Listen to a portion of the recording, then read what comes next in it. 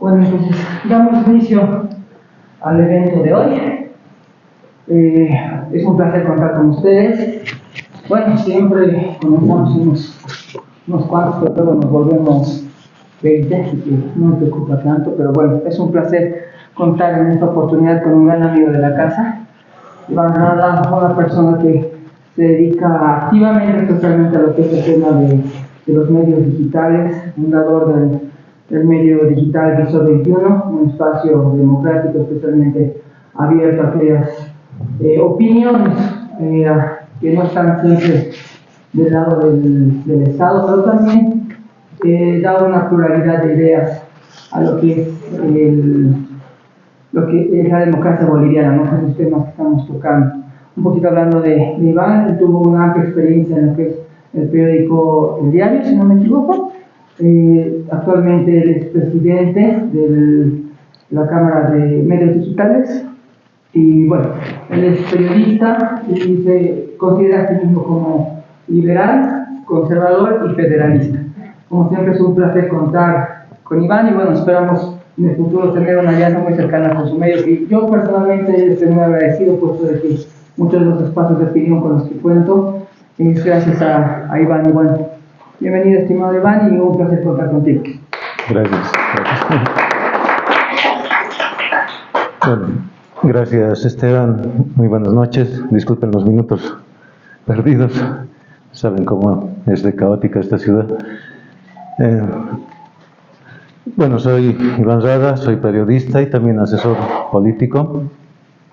Y como decía Esteban, en este momento soy presidente de la Cámara de Medios Digitales de La Paz, que es la primera asociación que se ha conformado para que todos estos emprendimientos, pequeños medios, digamos, que han decidido irrumpir en el ámbito de lo digital, pues tengan una representación y sean reconocidos a nivel estatal.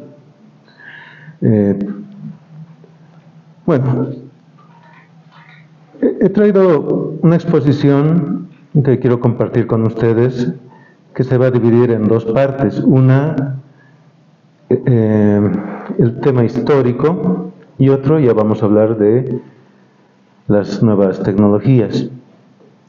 ¿Por qué el tema histórico? Porque me parece muy importante de que conozcamos de que esta irrupción de los medios digitales no es algo que apareció recién, tampoco es que aparecieron a partir de la pandemia.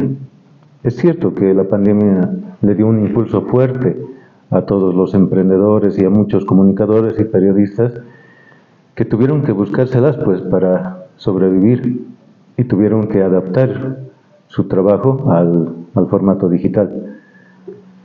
Pero tenemos que entender y tenemos que ir hasta el inicio de los medios de comunicación en Bolivia y nos vamos a ir hasta la colonia, porque en la colonia, y luego me van a entender esto de la irrupción de los medios digitales y por qué hago esta comparación. Buenas noches. Bueno, en la colonia, ¿cuál era la forma de comunicar a la gente?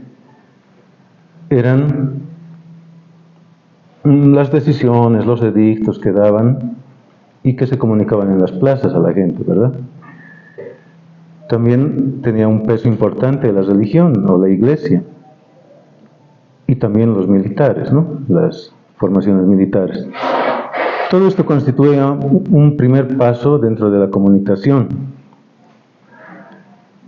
hasta que llegamos llega acá la imprenta. La primera imprenta que llega a este lado del continente, específicamente a la audiencia de Charcas, pues llega a finales de la 1580 y tantos. Pero es en 1612 cuando empieza a operar, cuando ya empiezan a hacer los primeros papelógrafos, si quieren, con algunos mensajes que luego eran difundidos a la población. Pero a partir de 1780, ustedes saben bien, viene toda esta convulsión en Europa y que repercute en América. Y tenemos estas pugnas también de poder, ¿no? Entre Francia, España, y aparecen 1780, aparecen escritos en las paredes, colgados ahí en las plazas también, que decía: viva el rey y muera el mal gobierno. Y todos decían: ¿quién hace esto? Para la época era algo muy subversivo, ¿no?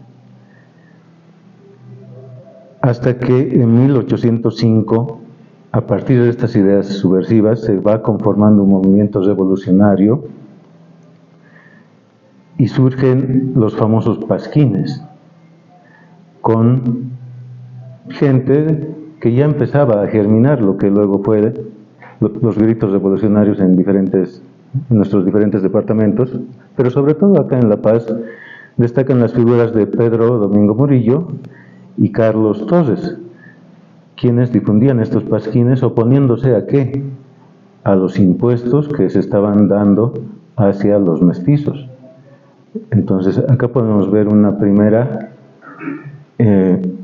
acción, digamos, mediática que influye e incide en la opinión pública para un tema que tiene que ver con la libertad, porque estamos hablando que se oponían a los impuestos, ¿no? Y es algo que en el actual contexto pues también lo vemos con las nuevas corrientes también liberales, que nos oponemos a que el Estado nos estrangule día a día.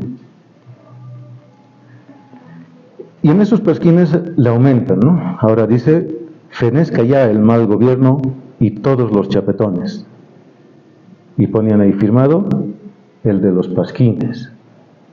¿Y quién sería el de los pasquines? Muchos le atribuyen a Pedro Domingo Murillo, pero otros dicen que era Carlos Torres en realidad el que escribía, ¿no? Aquello.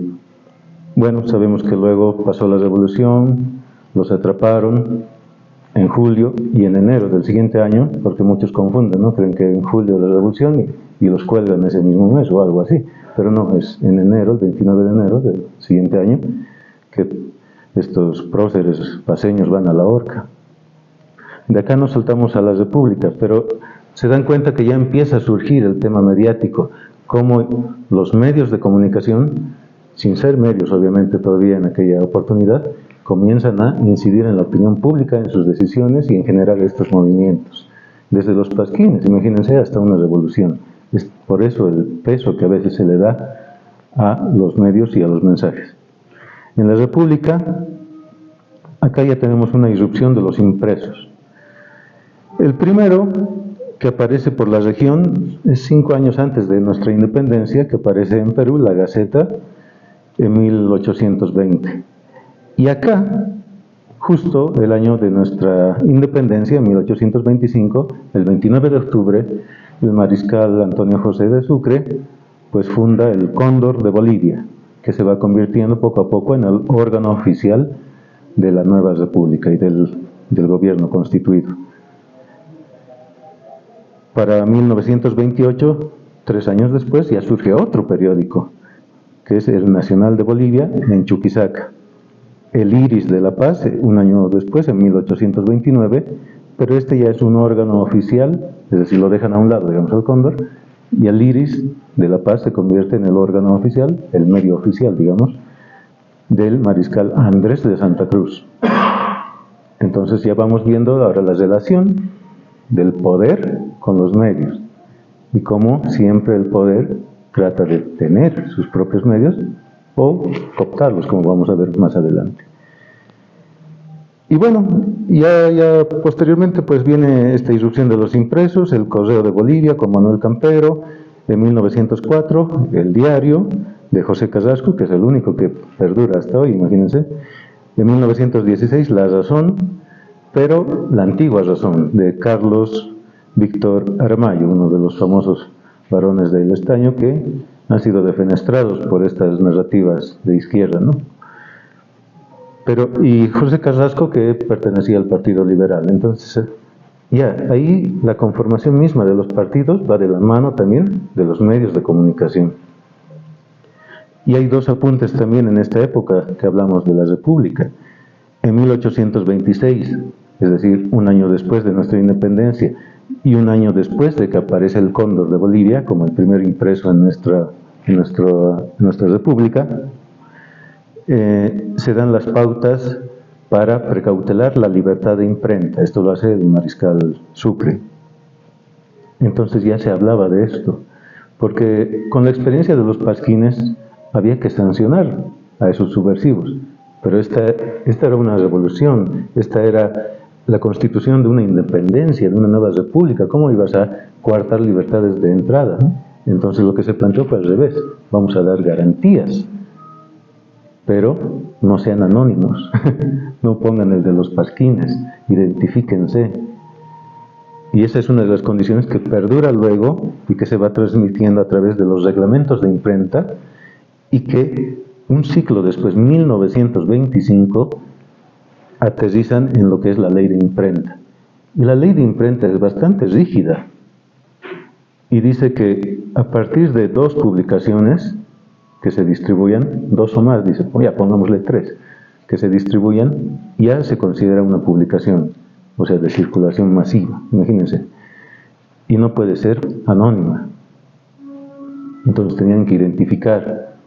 Pero sabemos también, el gremio periodístico ha sabido cómo eludir y evadir estas situaciones. Pero ya existe una reglamentación.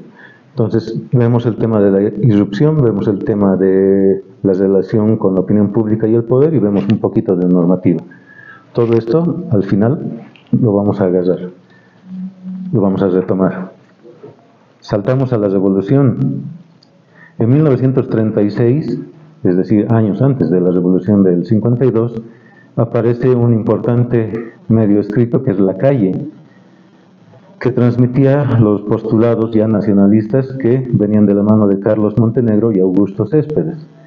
Y es La Calle donde empieza a germinar este movimiento de intelectuales que, a partir de reuniones, de charlas, primero entre amigos, luego de generar grupos, pues comienza a formar una nueva ideología, en este caso la nacionalista. Y en esta etapa surgen varios periódicos que ya son más contemporáneos, ¿no?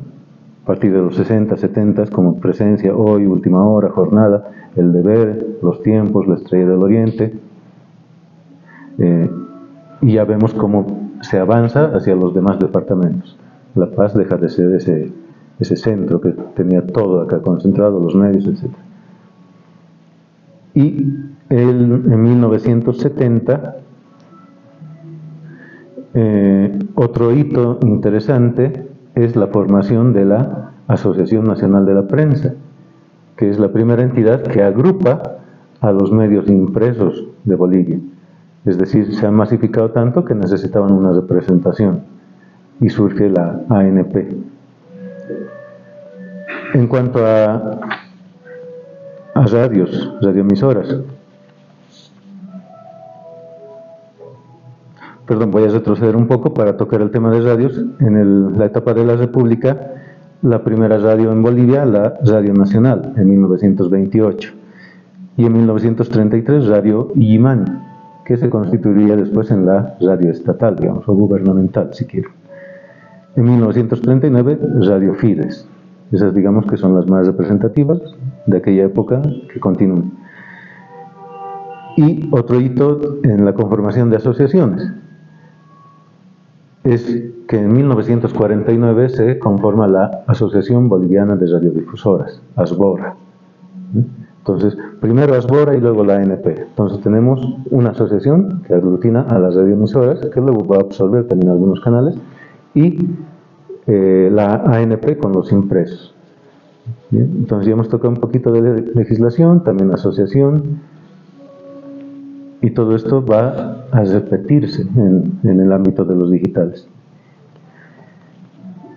Bien, en la época de la Revolución volvemos, más contemporáneas: 1967 Herbol, 1972 Panamericana, 1980 Metropolitana.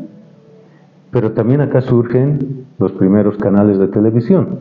El primer canal boliviano, el Canal 7, Televisión Boliviana, Empresa Nacional de Televisión Boliviana, o ahora Bolivia TV, ¿no? En 1969, que es el medio gubernamental o estatal.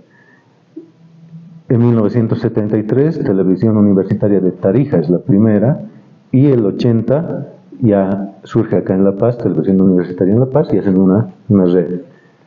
Claro que no había satélites, nada, pero compartían algo de programación, documentales, algún producto que hacían, ¿no? Y mandaban por flota, por encomienda.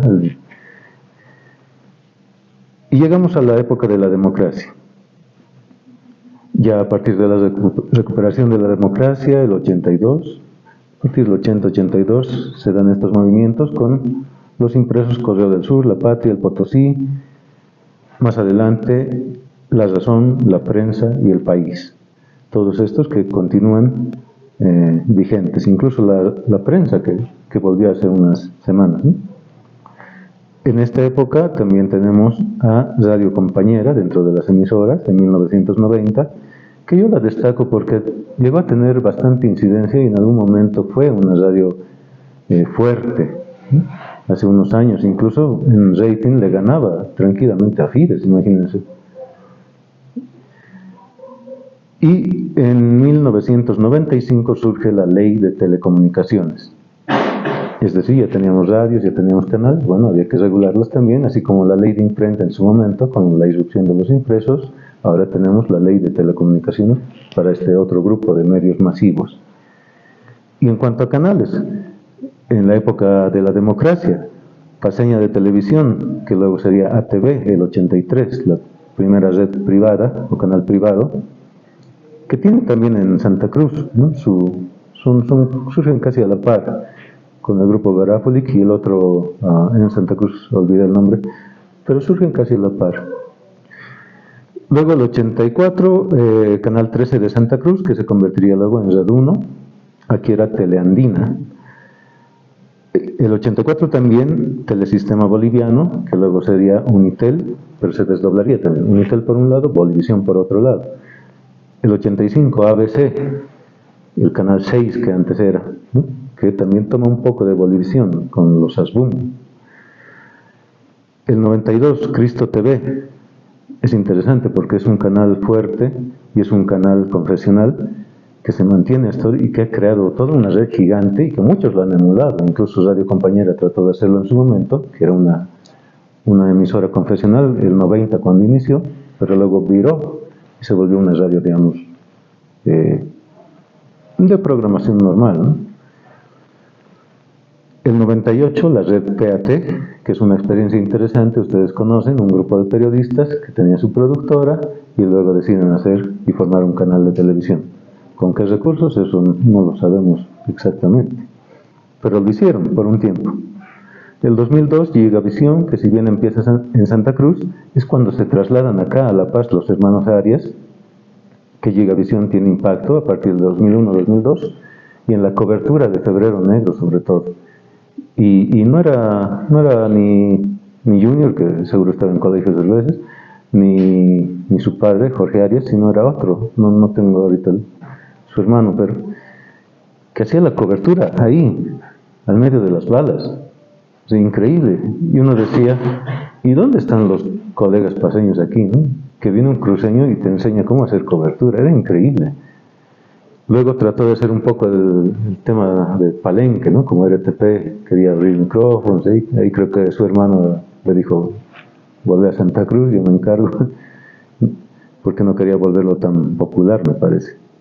Una red informativa interesante, pese a todo.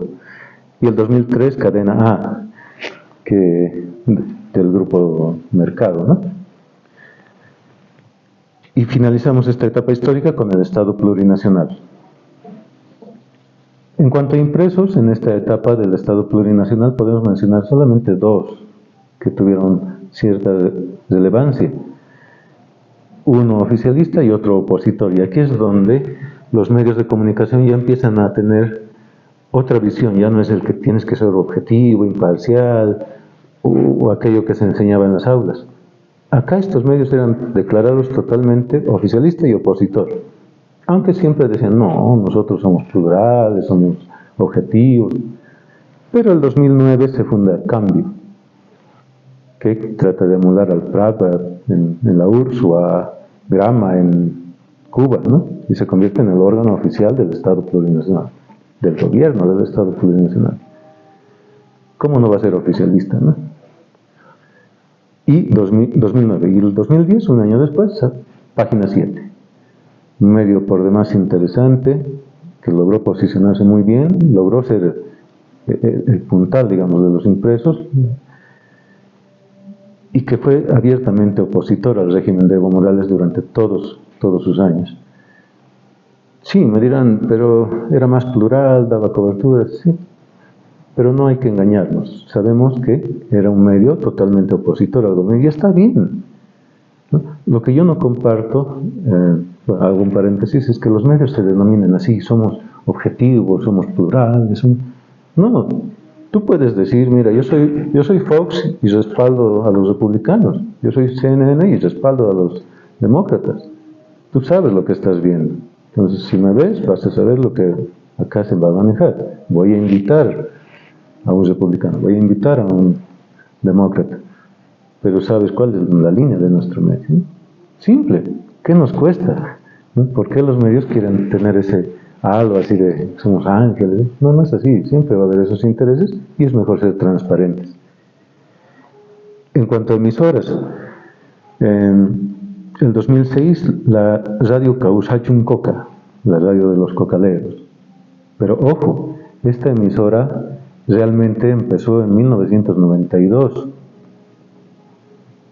con la agencia o la Red Andina de Informaciones, que es una ONG norteamericana que continúa trabajando en el Chapare, que continúa asesorando a los cocaleros, a sus federaciones, y que continúa manejándolo a esta emisora. Es más, pueden revisar Radio Causachun Coca News, ¿no? Que es la versión en inglés de esta emisora, y que ha tenido mucha, pero mucha relevancia para que Evo Morales sea presidente. Gente de Estados Unidos, ONGs norteamericanas y algunas europeas, obviamente, que son el puntal para que Evo Morales haya sido el designado o el electo para ser el candidato y luego presidente. Y en canales había ya la televisión, el 2012, que fue un regalo del gobierno de Irán a Evo Morales, que le montaron todo un canal allá en Obrajes, con equipos de alta calidad, y le dijeron, bueno, ahí está, para que puedas difundir, tanto te quejas de ¿no? que los medios, que los canales, bueno, ahí tienes tu medio. Y como él sabía que podía entrar en ciertos conflictos de intereses, pues decidió cederlo, a formar una fundación, y está ahí esa fundación, manejada obviamente por gente muy cercana a él. Ahora tienen problemas económicos, de publicidad, todo, porque se han dado cuenta que un medio de comunicación no funciona solamente con buenos deseos o con un embajador o respaldándote. No, esto es negocio, esto es empresa, y si no sabes hacer empresa, pierdes. Y finalmente, hace un par de años, DTV, que es el apéndice de Gigavisión, con Junior Arias. ¿Y por qué lo menciono como relevante? Porque él ha logrado, a partir de sus redes sociales, crecer tanto que la marca DTV era más conocida que Gigavisión. Y luego él hace sus jugadas para tener publicidad en sus redes y tener publicidad en su canal. Ha recibido millones. No les hablo de cientos de bolivianos, 100.000, millones de bolivianos en estos años. Así que tiene ahí su canal.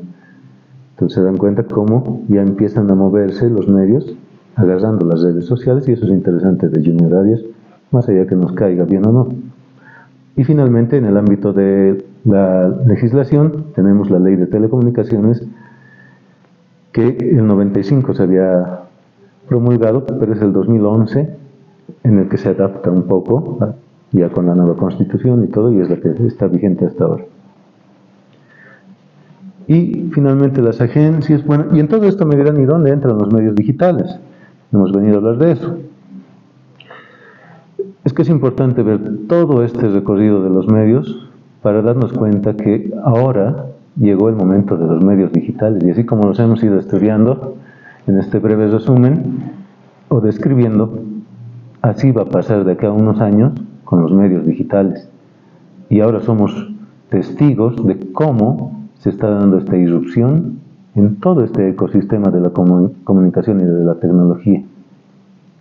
Pero pueden tener un antecedente en el tema de las agencias noticiosas, porque las agencias noticiosas trabajaban ofreciendo material para las radios, para los canales de televisión, para los periódicos, con teletipos, con cables.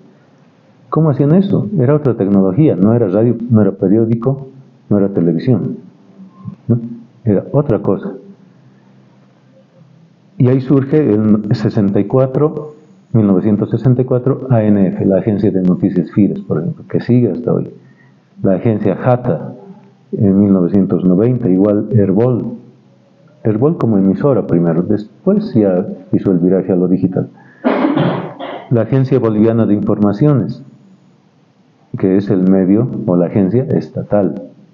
Entonces siempre, se dan cuenta, el Estado tiene que tener ahí su canal de televisión, su radioemisora, su periódico, su agencia informativa. Siempre buscan tener todo. Volpress también en 2002 y APG, que es la agencia de prensa gráfica, que es la que provee de fotografías a todos los medios, el 2005. Pero no eran medios digitales propiamente dicho, es decir, eran agencias. ¿Dónde surgen los digitales? Y ahí vamos a entrar a esta segunda parte, luego ya de haber visto toda esta historia de los medios, llamémosle los medios masivos, los medios tradicionales, los más media. Ahora vámonos a los social media. Pero una breve pausa.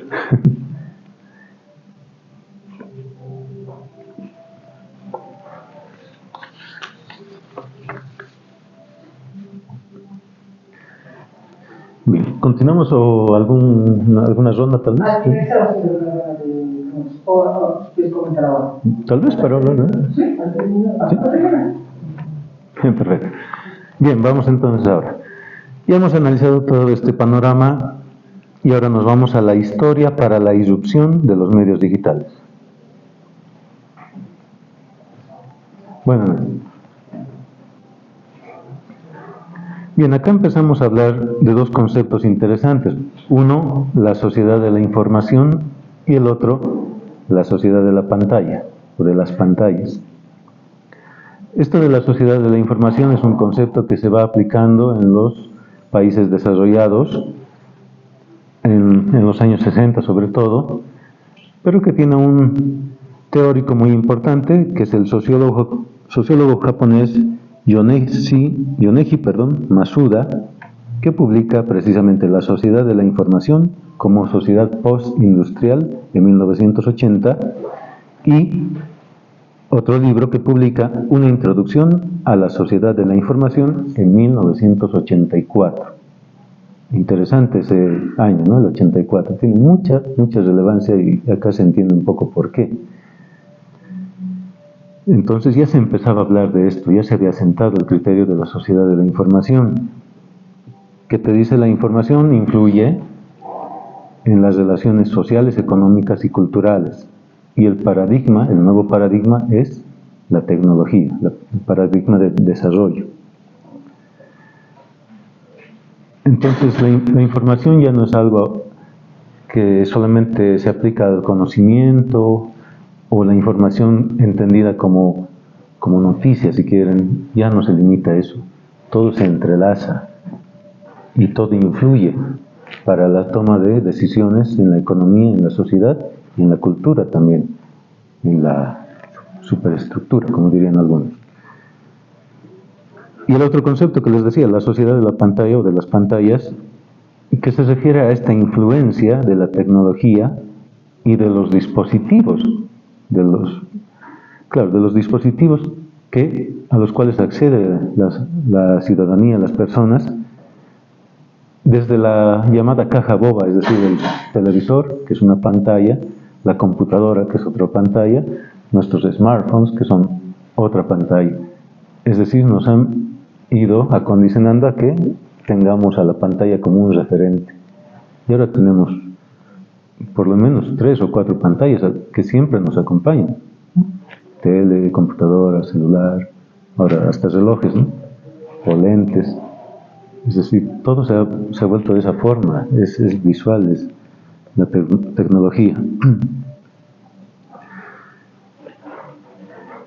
Y claro, la realidad virtual, que es un siguiente paso, y la inteligencia artificial. ¿Y todo esto cómo aterriza en Bolivia? En Bolivia, bueno, todo esto, ustedes saben, el tema de desarrollo, se maneja a nivel de ONU, ¿sí? Políticas del desarrollo, etc. Entonces se dan cuenta que hay que incidir también en los países tercermundistas. Y aterrizan acá en Bolivia y dicen, a ver muchachos, ¿qué tienen acá? ¿Qué les falta? Ok, nos falta todo. Acabamos de salir de las dictaduras, estamos entrando a la época de la democracia, nos vino una inflación terrible. Ok, les vamos a ayudar. Y el PNUD propone a partir de 1988 en que se trabaje para establecer las redes de comunicación en Bolivia. Y se empieza a aplicar esto de la sociedad de la información en Bolivia. Ya la red de internet se estaba empezando a crecer. Y acá en Bolivia hay un experimento interesante que es Bolnet. Bolnet es la primera empresa que se empieza a dedicar al desarrollo de estas nuevas tecnologías y aplicarlas acá en Bolivia. Forma las primeras cuentas de correo electrónico y el primer dominio web .bo, porque les dicen, ok, Bolivia, ¿qué va a hacer? .com es el general, .org es para organizaciones, pero cada país, porque esto se va a extender tanto que no todos van a ser .com, necesitan diferenciarse. Entonces, en tu país, ¿qué va a ser? .p en Perú, ¿no? .cl en Chile. Entonces, en Bolivia llegaron a estos muchachos de Bolnet y les preguntan, ¿qué va a ser? .bo. Perfecto. Entonces, ellos son los que registran y aplican la primera página y el dominio web .bo en Bolivia y en la región, ¿no? El nombre de esta red, que nace en 1990, es Red Boliviana de Comunicación de Datos, Bolnet, que es el primer proveedor de Internet en Bolivia y que empieza a trabajar en esto de la infraestructura tecnológica. Y llega a conectarse en un primer momento, con más de 1000 servidores en todo el mundo, en 91 países. Imagínense, ya era interesante, tenían una proyección grande los de Bolnet. Y la primera página web de Bolivia es www.bolnet.bo. Y luego se hacen alianzas ya con el Estado, con el gobierno de aquel entonces. Se emite el decreto supremo 24385. Esto lo firma Víctor Hugo Cárdenas, que en ese momento estaba de presidente interino, que incorpora a este grupo Bolnet al Consejo Nacional de Ciencia y Tecnología, junto a Entel y a las universidades estatales, sobre todo la UNSA. Y para 2002 ya se forma la Agencia para el Desarrollo de la Sociedad de la Información en Bolivia. Imagínense, habíamos empezado en los años 80, 88, 90, se comienza a aplicar esto, y es hasta el 2002 que se tiene la Agencia para el Desarrollo acá de la Sociedad de la Información. Y a partir del 2002 es que se empiezan a aplicar las famosas TICs, ¿no? Tecnologías de Información y Comunicación. Se empiezan a aplicar en todo ámbito, educativo, gubernamental y también en los medios de comunicación. Ya es el boom a partir de ese año y Bolivia ingresa a esto. Ya había internet, ya había algunas páginas web, pero ¿dónde empieza el tema digamos, la comunicación o el periodismo? Yo siempre diferencio comunicación y periodismo, no me parece que son iguales. Muchos que hemos estudiado comunicación salimos sin ser periodistas necesariamente, pero la vida nos vuelve periodistas con el ejercicio en realidad, ¿no?, de la disciplina. Y en este caso surge un movimiento muy interesante en la ciudad del Alto. y yo creo que hay que reconocerles a ellos, y en algún momento, como les dije, hemos descrito las etapas históricas de los mass media o los medios tradicionales.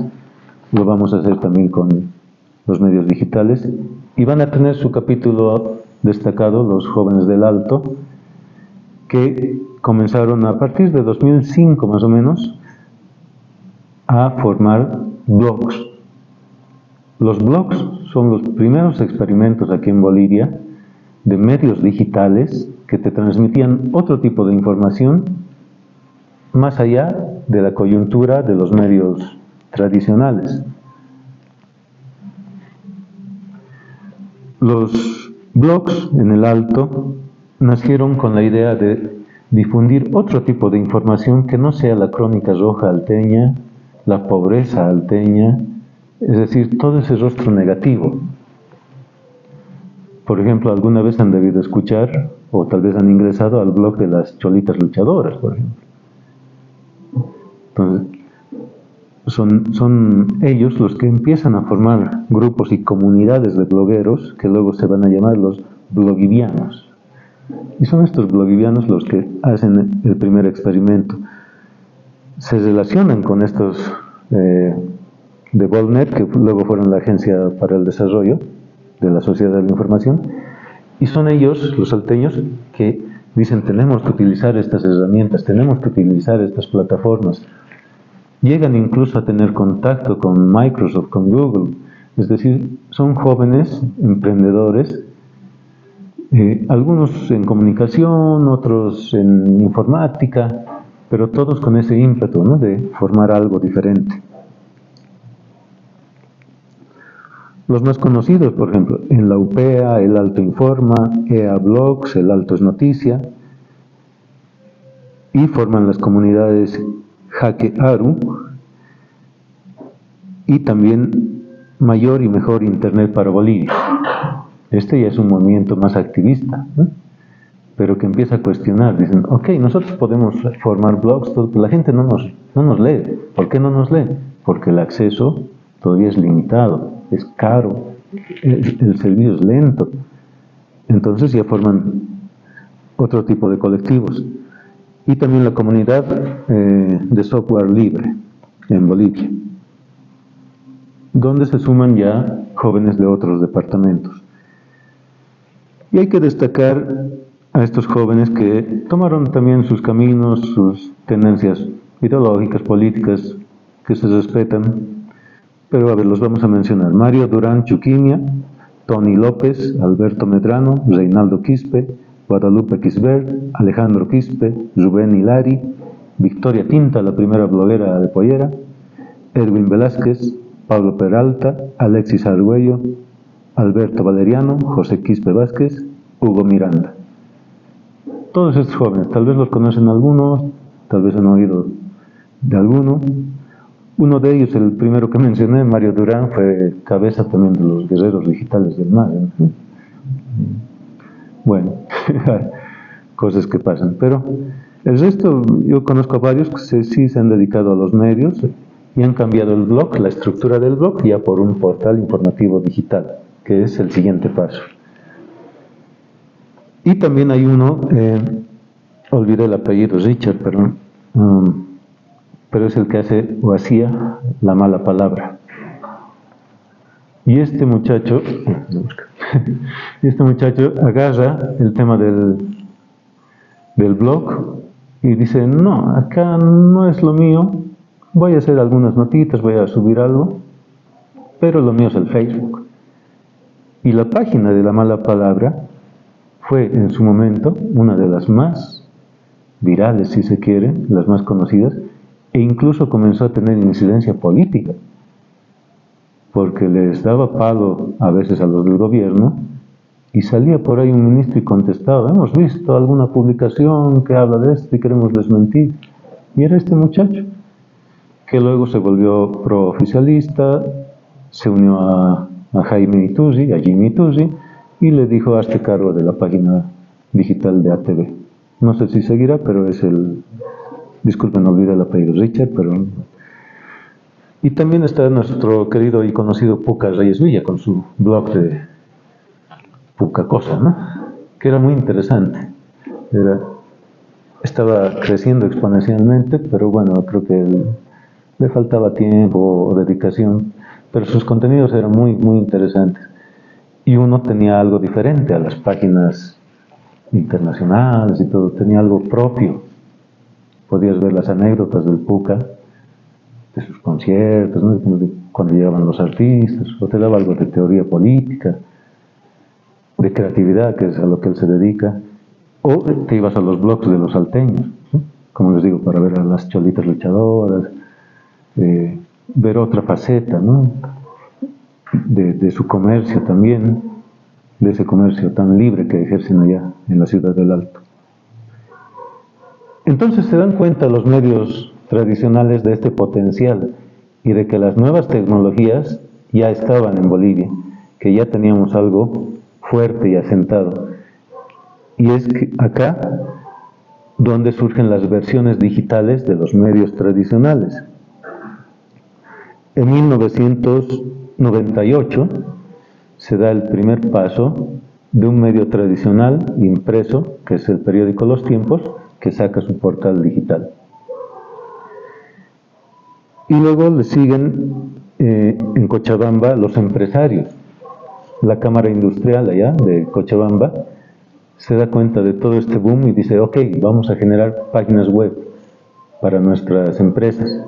Pero repito, estamos todavía hablando de un momento en el que el acceso era complicado, caro, no había mucha interacción, pero estos empresarios dicen, no, yo quiero mi página, o sea, quiero que mi marca esté ahí, en internet. Que me vean o no, es irrelevante. Se dan cuenta que todavía la publicidad tradicional era la que mandaba, pero ellos ya querían tener ahí sus marcas en la red de internet. Y luego de Cochabamba, este boom se va trasladando hasta Santa Cruz. Todavía no La Paz. Aquí en La Paz siempre hemos sido más cautelosos, ¿no?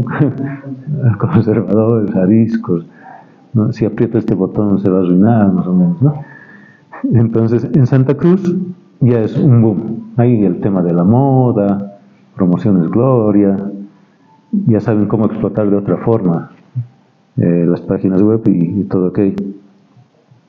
Pero surge el primer portal, uno de los primeros, no me quiero aventurar, esto todavía se está estudiando, y lo vamos a ir estudiando con los años, pero el primer periódico virtual, al menos así se ha bautizado a sí mismo, es hoybolivia.com, que nace en Santa Cruz, que tenía alguna información propia, pero más se dedicaba a copiar de los medios cruceños, ¿no? Aquí el lead le cambia un poquito, y entonces ve esto Ernesto Justiniano, exministro, y dice, ok, yo puedo hacer lo mismo, pero quiero saber cómo ganar plata.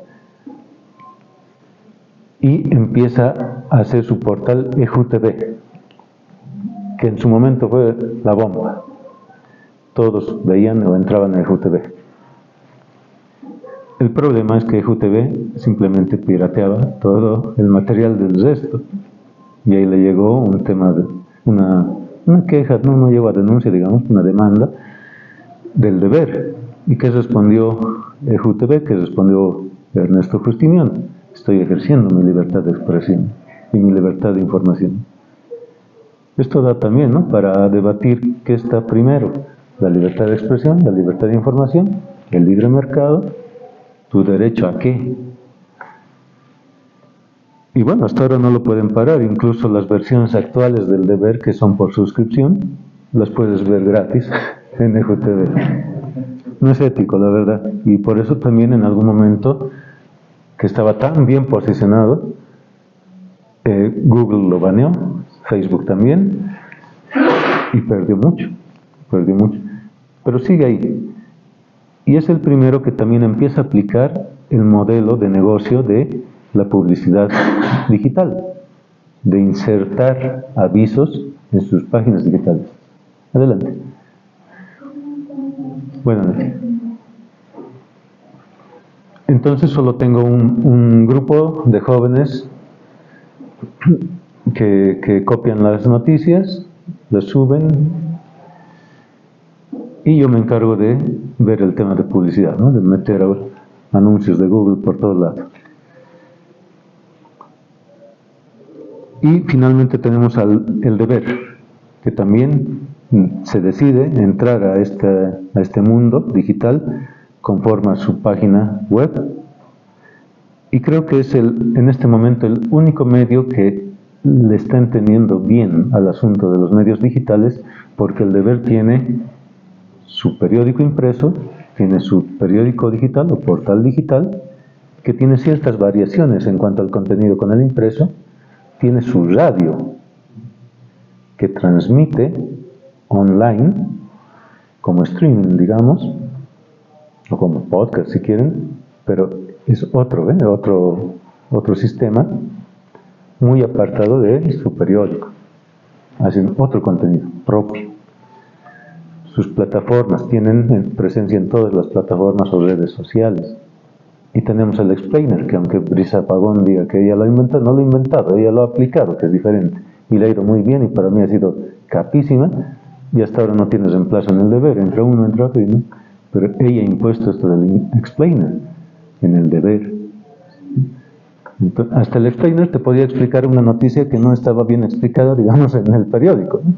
Es decir, esto es el multiplataforma y el transmedia, los conceptos que ahora se tienen que manejar y que es lo que ahora hablamos de los medios digitales. Y el deber está por un muy buen camino.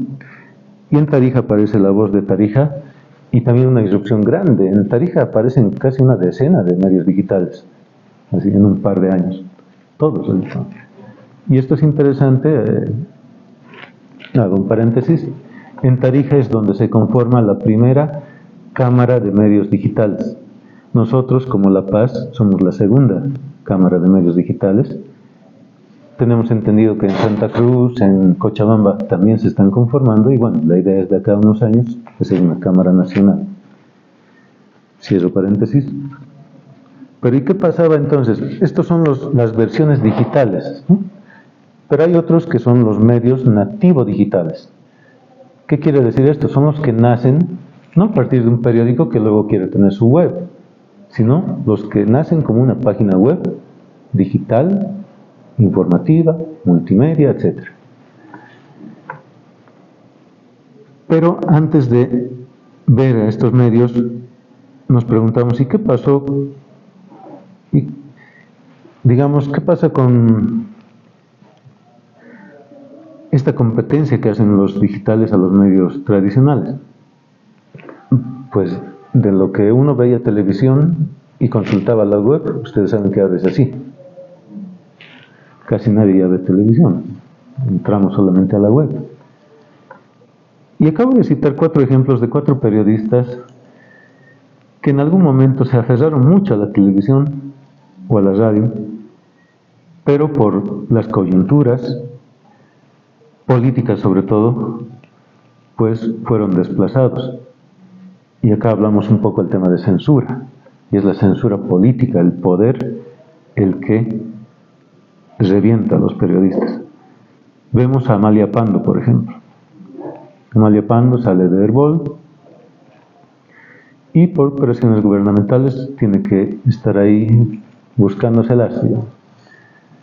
Pasó un momento por Radio Deseo con María Galindo, que le ofrece un espacio, le va muy bien, interesante, pero se acaba el romance y se va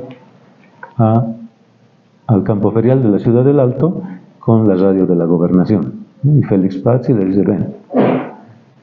O sea, Amalia Pando, ustedes conocen bien su historia, más allá que haya sido una revolucionaria, una marxista, una del ámbito rojo, digamos, en su juventud. Luego llega acá, hace escuela en periodismo, Fides, TAT, pero le va mal con Carlos Mesa, ¿no? O sea, él accede a la candidatura de vicepresidente y a las semanas, chao Amalia, ¿no? Se va a Cadena A, llega la crisis de octubre, en 2002, 2003, la crisis de octubre, hace la cobertura, todos le felicitan, qué bien Amalia, qué valiente. Sí, Amalia, despedida. Chao Amalia. Se va a RTP, dura un poco la entrevista a García Linera, el día siguiente, chao Amalia. Se va a BTV, hacen un contrato, no le convence. Las radios igual, pasó todo esto y llega, les decía, a la radio líder de la gobernación. Carlos Mesa anuncia su candidatura, Amalia Pando, quien fue el origen de sus problemas, lo vuelve a invitar y se pone en campaña por Carlos Mesa y Félix Pazzi le dice chao Amalia. Entonces, ¿dónde queda Amalia Pando? En todo este interín, pues comenzó a hacer su medio digital, ¿no? Junto a Roxana Lizárraga y otras personas, y les va bien. Transmiten por radio y transmiten por internet. Y ahora se queda Amalia Pando en su página, Cabildeo Digital. Bien por ella. Carlos Valverde, y voy a ser más rápido, Carlos Valverde, lo propio, en Santa Cruz, acá en PAT. Le pasa casi lo mismo. Lo votan de un lado, lo votan de otro lado, llamadita, adiós. Pero él empieza en Facebook. Y él luego pone su canal de YouTube. Y él experimenta también cuando apareció Periscope, ¿no? Por un tiempo. Transmitía por 3 medios. Y era interactivo. Esto era increíble. Yo veía a Carlos Valverde y decía, este tipo, ¿no? Será mayor, todo lo que quieras, será disparatero, todo lo que quieras, pero es un capo. Empezó a hacer las transmisiones y eran interactivas. Interactuaba ese rato. Daba la noticia, estaba, y a ver, ¿qué me comenta? Y decía, no, vos sos un boludo, te borro. O decía, no, yo te voy a explicar. Interesante. Tal vez después ya no le gustó, se desgastó, dijo, no, mucho estás respondiendo a esta gente. Sabemos que hay N haters, ¿no? Pero hay opiniones válidas, pero era interesante verlo así. Bien por él. Continúa. Andrés Gómez, el Chino Gómez, igual, en Herbol se pasa cosas similares, Radio Compañera, le va muy bien. Un día Marianela Paco dice, no, quieren auspicio, chau Chino Gómez. Bueno. Pero forma su portal Rima y Pampa. No es un portal que se actualiza cada día, lo hace de vez en cuando, pero las veces que lo hace, se carga ministros, ¿no? Como hizo con el de Medio Ambiente y Agua recientemente. O sea, esa es la incidencia. Tienes tu portal, eres periodista, puedes dar una patada en este país, es decir, una primicia, ¿no? Y puedes cargarte a un corrupto de la administración estatal. No necesitas la radio, no necesitas la televisión, eres tú la marca. Y Gonzalo Rivera también, que es otro caso, con todo un equipo, en este caso no es solo, tiene su equipo, y su equipo siempre está migrando de un lado a otro porque siempre tienen algún problema, y ahora ha decidido también incursionar en el tema de los medios digitales y está yendo muy bien. A todo esto, recién llegamos al efecto COVID. Y esto es por demás decirlo, ustedes saben, la pandemia nos ha cambiado toda la rutina, ha hecho de que todos tengamos que adaptar nuestros hábitos de consumo, también de información, y a los periodistas nos ha sacado del escritorio de la oficina y nos ha llevado al escritorio de la casa. Pero no dejamos de hacer periodismo, y hay que seguir, y hay que reinventarse, no queda otra. Y aquí es donde se da el boom, y aparecen varias páginas, ya con las facilidades que te da. Antes era muy limitado transmitir por Facebook Live, por ejemplo, o Twitter. Se abren más posibilidades, entonces ya los periodistas empiezan a producir su contenido y a difundirlo de forma autónoma, en parte gracias, digamos, al COVID, porque nos ha obligado a darnos cuenta de que se puede solos también. Pero también se forman grupos, se forman empresas y se forman medios. Y esta convergencia tecnológica de la sociedad de la información y de la pantalla provoca que el modelo de comunicación que antes tomaba a las plataformas digitales o redes sociales solamente como soportes para tu medio tradicional, se conviertan en el contenido. Ya la plataforma ya es el contenido. Tu streaming de por sí ya es el contenido. O sea, basta que tú aparezcas, ya estás generando un contenido. No necesariamente noticia, eso también hay que diferenciar, ¿no? Porque un periodista no es un comunicador no necesariamente es un generador de contenido. Un generador de contenido, digamos, un influencer no es periodista, ¿no? Entonces ya, hasta esto se está dando vueltas, y a ratos ya no sabes, ¿no?, con quién estoy hablando, con un comunicador, un relacionista público, un bloguero, un periodista, etc. Entonces los medios masivos han empezado primero a transformarse con el hipertextual. ¿Qué era esto? Que en tu página, tu periódico, tienes tu página web, y en tu página web empiezas a meter enlaces, ¿no?, para que vean una referencia, para que vean la noticia relacionada a la que estás publicando. Ese enlace se llama el hipertextual.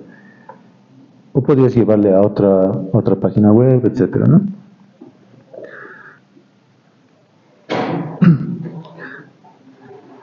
Luego de esto ya se va cambiando al formato multimedia. Entonces los medios saben que ya tienen que manejar, eres televisión, solamente cámaras, pantalla, no. Ahora tienes que hacer audio, tienes que hacer texto también, y lo propio para los otros. Ya es un conjunto, es el multimedia.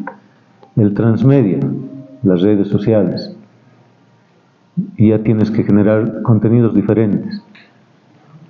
Ahorita hay un partido, ok, la radio transmite, el periódico te va a dar una crónica. En tu Instagram podrás poner las fotos de los goles. En tu Facebook abrirás por ahí un foro, no sé, diferentes, ¿no?, sobre un mismo tema, pero son diferentes plataformas. Y finalmente, claro, el multiplataforma. ¿Y esto hasta cuándo durará? No lo sabemos porque ya estamos con la irrupción de la inteligencia artificial. Y finalmente, si me preguntan, ¿y cómo es un medio digital? Un medio de comunicación digital. A ver, lo podemos analizar con un FODA, ¿no?, el famoso FODA. ¿Cuáles serían las fortalezas de un medio digital? Que tienes libertad de información. Tú eliges los contenidos que quieres transmitir. La independencia. Es tu proyecto, es tu medio de comunicación. Ya no dependes de nadie. Un modelo de negocio propio. Tú defines si quieres ganar por publicidad por internet, quieres ganar vendiendo notas, publinotas, quieres ganar monetizando por vistas, etc. Y generas una marca propia. Tú puedes ser tu marca propia, como John Arandia, por ejemplo. Todos escuchan John Arandia y es él. Tú le dices, AM, ¿qué es eso? ¿Dónde trabaja John Arandia? Ah, John Arandia, claro. Él es la marca. No interesa que se cambie de nombre a AM, no interesa. Que se vaya de Fides, no interesa. Él. Entonces puedes crear tu propia marca. Las oportunidades, bueno, son las nuevas tecnologías. Puedes explotar, puedes generar viralidad, puedes llegar a nichos más amplios. No quiero solamente los salteños, ¿no?, aquí las cholitas salteñas. No, quiero ir a todo lado, a toda la región. Quiero interactuar con las mujeres luchadoras de Estados Unidos, ¿no?, hacer paralelismo, qué sé yo. Puedes generar redes mundiales, puedes tener acceso a varias plataformas gratuitas, Facebook, X, YouTube, gratuitas entre comillas siempre, ¿no?, lo sabemos. Y tienes también esas formas de monetización dentro de las mismas redes sociales, sin tener que estar pidiendo un contrato o algo. Es directo ahora el pago, ¿no? Puedes vender contenidos y te pagan directamente. Las debilidades. Bueno, la tecnología acá en Bolivia todavía está limitada. Se ha avanzado mucho, estamos ya, recuerdan, hablamos desde el 88, ¿no?, o 90 y todo aquello, el 2002 cuando se empieza a aplicar todo esto de la tecnología, pero nos queda mucho todavía. Nos queda mucho por... esta brecha tecnológica también en el país es muy, muy grande. El acceso a la conectividad de los usuarios no es plena, tenemos todavía que estar comprando megas, se nos acaban, nos roban el crédito, internet es lento, satélite no sirve, etcétera, etcétera. Y también falta de capacitación. Muchos comunicadores, periodistas que por ese efecto COVID han tenido que migrar de lo tradicional a lo digital, lo han hecho. Y no solo el efecto COVID, mi experiencia es la misma. He pasado del impreso al digital, manejando todavía el formato del impreso en el digital. Es decir, ahora ¿cómo hago? ¿No? Pues haré la noticia como siempre la hago, ¿no? El lead, una fotito, etc. Pero cuesta, tienes que saber que no es lo mismo. El copywriting, por ejemplo, ¿no? Títulos que atraigan, es muy diferente a un título, a un titular de prensa. Entonces, eso hay que cambiar. Los medios digitales, informativos ahora, tienen que empezar a cambiar esa forma de atraer pues al público. El lead, ya no, deséchalo. Haz preguntas, ¿no? En vez de decir, no sé, una noticia que esté ahora de moda. La Asamblea Legislativa, digamos, ¿no? Aprueba un crédito de tantos millones. Puedes poner, sepa en qué se invertirá o cuánto se invertirá en tal proyecto, ¿no? El diputado se aprobó crédito, pero no te da la cifra, entonces, ¿de cuánto están hablando? Te llevan a que leas el contenido. Entonces nos falta eso, ¿no? Un poco de capacitación en aquello. Y finalmente las amenazas, las más grandes amenazas para los medios digitales y el periodismo en general, creo, y también la ciudadanía, porque la libertad de expresión no es solamente de los periodistas, es de toda la población. La censura de las Big Tech. Estos términos y condiciones que te ponen, estas políticas comunitarias que te imponen, a cambio de eso de gratuito, que lo habíamos señalado, tú te entras a una red, abres tu cuenta, pero dices aceptar, aceptar, aceptar. ¿Qué estás aceptando? Estás aceptando que te censuren cuando les dé la gana. Estás aceptando que te bajen tu cuenta con 1 millón de seguidores si es que dices algo políticamente incorrecto. ¿Dónde queda la libertad de expresión entonces? Me dirán, no, es que hay límites. Sí, pero ponlos tú, no que te lo ponga un conglomerado de empresas de Silicon Valley. Otras amenazas, la infodemia. ¿Qué es la infodemia? Es este exceso de información que se lanza a la gente, a la opinión pública, y que al final dices, ¿de qué me han hablado? Me han bombardeado con tanta cosa que ahora ¿qué? Y es cierto, no es cierto, y aparecen las fake news, que por definición no deberían llamarse así, ¿no? Es un anglicismo, pero news es noticia, es novedad, y se supone que la noticia tiene el carácter de veracidad. Entonces, si es mentira, no es noticia, no es news. Pero el término se aplica más que todo porque no son, las fake news son contenidos elaborados, no es que me he equivocado, ¿no? Que pues se ha muerto el Papa, es que he escuchado, no, era fake news, no, te has equivocado, ese fue un error, y discúlpate y haz la rectificación. Una fake news es algo diseñado, tú dices, yo voy a hacer una campaña sostenida diciendo que esto, para que quede en la opinión pública, la duda, ¿no? Pero yo he escuchado de esto. Esas son las fake news. Bueno, y los fact-checking, que son los verificadores, en algún lado leía, creo que Mario Espinosa, experimentado periodista, decía, si necesitan fact-checking, quiere decir que no están haciendo bien su trabajo los periodistas. No, es que, a ver, don Mario, tiene que entender usted que el periodista tiene su limitación de transmitir la información, de decir, esto ha pasado hasta aquí, y usted lanza. Pero puede surgir otra versión, puede surgir nuevos elementos. Es que él se ha quedado ahícito, ¿eh? Él ya no ve, él cree todavía en el cierre de edición o cierre de emisión. No hay eso, esto es digital. Todo el santo día estamos así. Y se actualiza la información. Y si se vuelve muy compleja y hay una tendencia de desinformación en toda esta complejidad, para eso son los verificadores. Para que te digan, yo te lo voy a sistematizar. No es que te lo estoy explicando porque es un gil o porque el que ha hecho el contenido es un tonto. Te lo sistematizo. Mira, esto es así. Pam, pam, pam, pam. Te lo explico. Listo, gracias. Es como resumirte un libro o varios libros. Y finalmente otra amenaza que quiero mencionarla, permítanme, los fondos concursables que son otra fuente de ingresos para los medios y para los periodistas, de un tiempo a esta parte se han vuelto condicionados. Y son condicionados por la famosa Agenda 2030, la agenda globalista, son condicionadas por adoctrinamiento.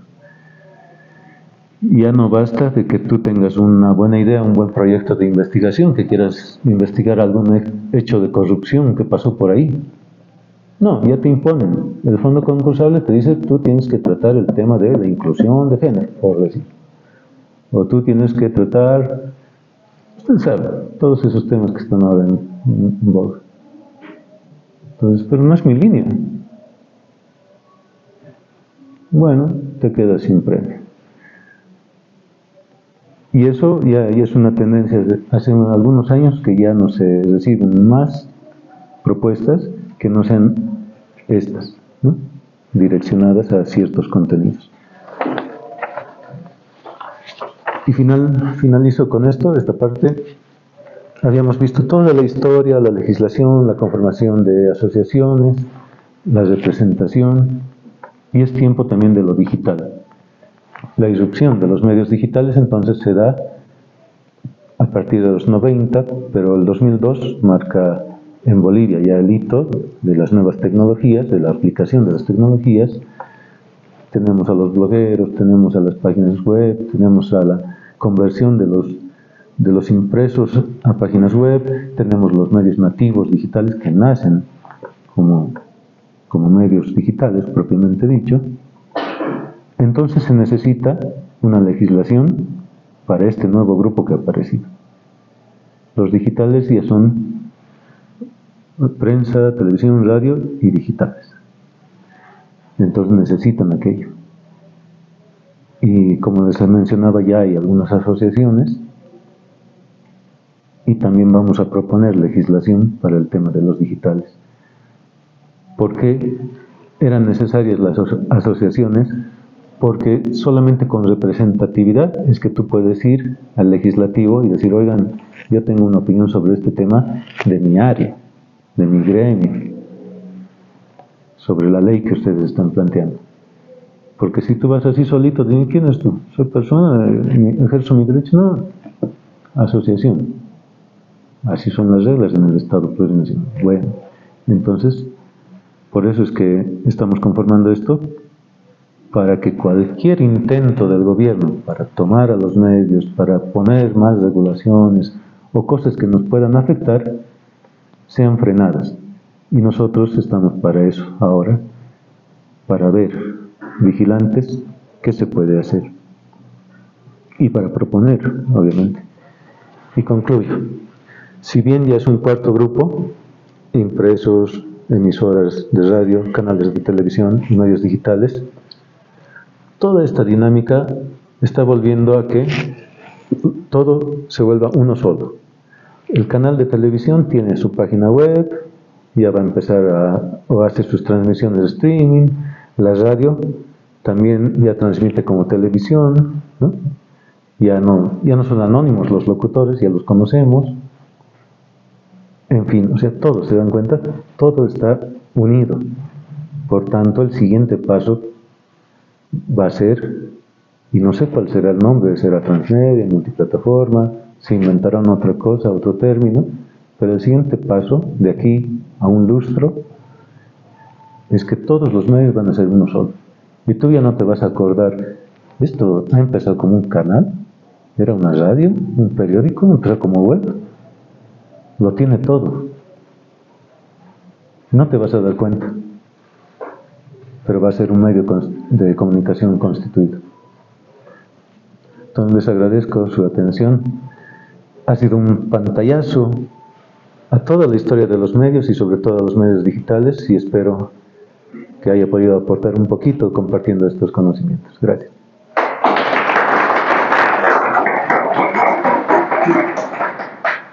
Pues en ese sentido agradecer a nuestro ponente Iván Rada, de Visor 21, también agradecer a la Fundación Patiño por el espacio brindado y finalmente a ustedes por darse el tiempo de venir un miércoles en la noche previo a un feriado nacional. Eso ya es un gran esfuerzo de parte de ustedes, así que felicitarlos. En ese sentido comenzamos con la segunda parte de todos nuestros eventos. Como saben, tenemos esta segunda mitad en donde ustedes también son partícipes de la misma. Son bienvenidas opiniones, preguntas y cualquier observación, todo menos violencia física. Así que, por favor, Andresito. ¿Cómo están? Buenas noches. Buenas noches. Bueno, viendo por ejemplo esta